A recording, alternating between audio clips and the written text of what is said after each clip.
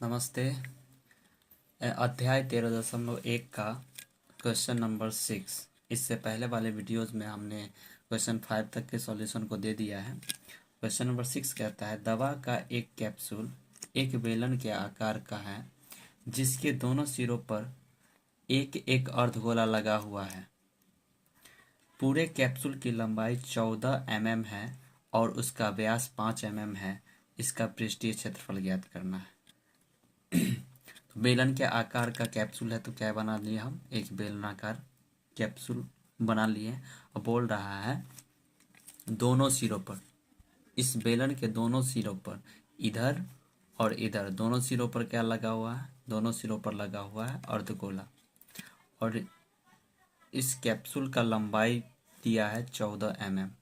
Capsule का लंबाई, total लंबाई 14 mm है और कैप्सूल का व्यास दे दिया है, कैप्सूल का जो व्यास है उसका व्यास दे दिया है 5 mm।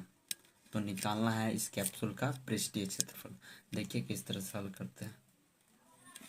लिखते हैं हल।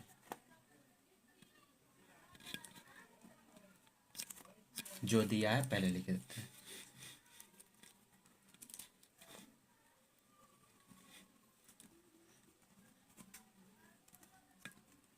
दिया है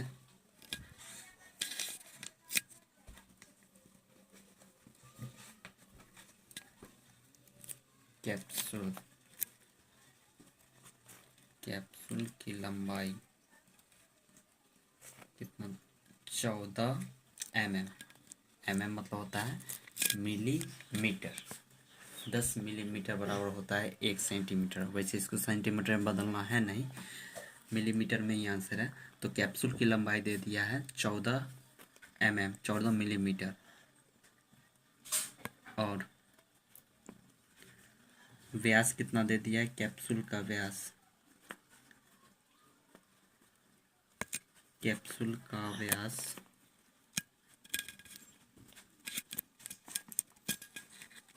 डी दे दिया है 5 mm। तो कैप्सूल का त्रिज्या क्या हो जाएगा, कैप्सूल का त्रिज्या हो जाएगा,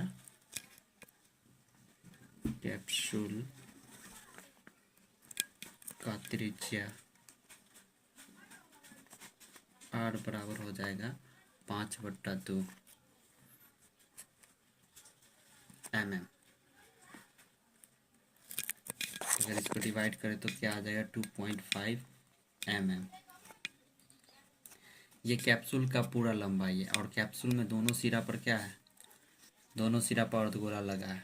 तो देखिए इस अर्धगोला का त्रिज्या कितना है, जो कैप्सूल का त्रिज्या होगा यानी जो बेलन का त्रिज्या होगा वही त्रिज्या किसका होगा, इस अर्धगोला का भी। तो इसका त्रिज्या कितना है, 2.5 mm।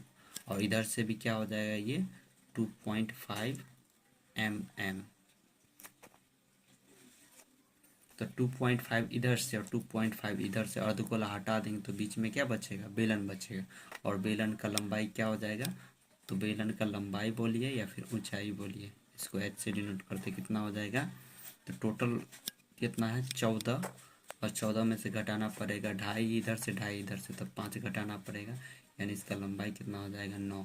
यहाँ से यहाँ तक का दूरी कितना हो जाएगा 9 mm। यानी बेलन का लंबाई या ऊंचाई, लंबाई क्या हो जाएगा 14 माइनस 5 mm, कितना निकलेगा 9 mm निकल गया किसका, बेलन का लंबाई। प्रश्नानुसार क्या बोल रहा है, प्रश्नानुसार लिखेंगे, प्रश्नानुसार इसका पृष्ठीय क्षेत्रफल निकालना है। तो क्या करते हैं, बेलन का पृष्ठीय क्षेत्रफल, पृष्ठीय क्षेत्रफल मतलब ये एरिया, पृष्ठीय क्षेत्रफल बेलन का निकाल लेंगे और इस दोनों अर्धगोला का निकाल कर दोनों को जोड़ देंगे। तो कैप्सूल का पृष्ठीय क्षेत्रफल, कैप्सूल का पृष्ठीय क्षेत्रफल, पृष्ठीय क्षेत्रफल बराबर हो जाएगा बेलन का वक्र पृष्ठ क्षेत्रफल, बेलन का वक्र पृष्ठ क्षेत्रफल प्लस दो अर्धगोला का पृष्ठीय क्षेत्रफल, दो अर्धगोला का पृष्ठीय क्षेत्रफल, दो अर्धगोला का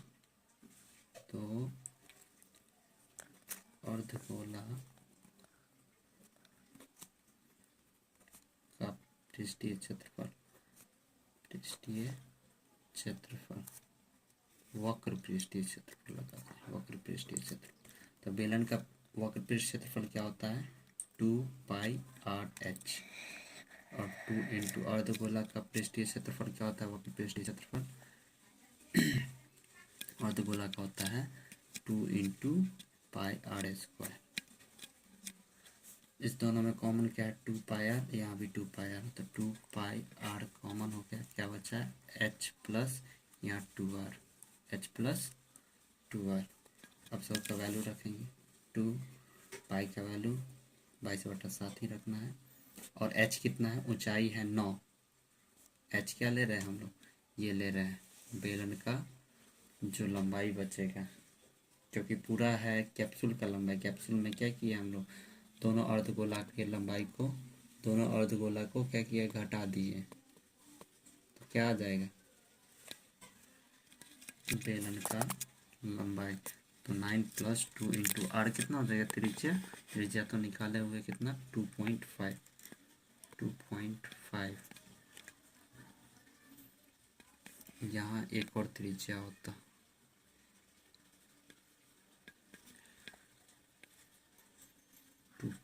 इंटू, एक मिनट थोड़ा सा मिस्टेक, 2 इंटू 22/7 पाई का वैल्यू, और आर का वैल्यू कितना रखना है? 2.5। इधर है h 9 और 2 इंटू क्या हो जाएगा? 2.5।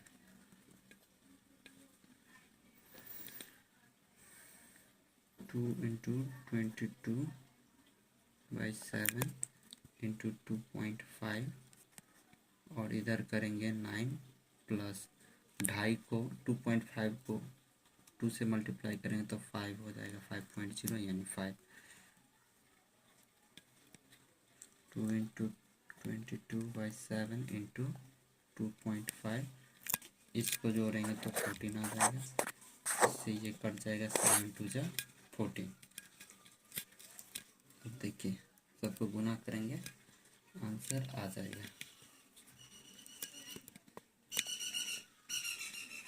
इसको गुना करेंगे, अगर इसको 2 से गुना करेंगे तो 5 हो जाएगा, और 5 को फिर 22 से गुना करेंगे तो 120